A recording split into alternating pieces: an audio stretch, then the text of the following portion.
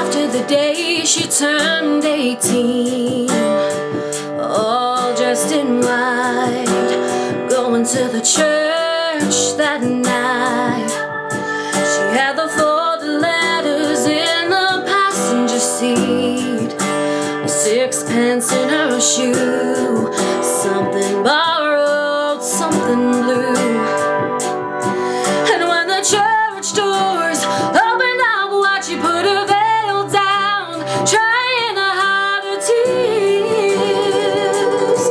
Oh, she just couldn't believe she heard the trumpets from the military band, and the flowers fell out of her head.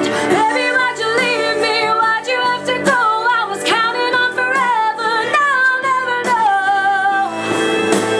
I can't even breathe. It's like I'm looking from a distance, standing in the background. Everybody's saying he's not coming home now. This can't be happening to me.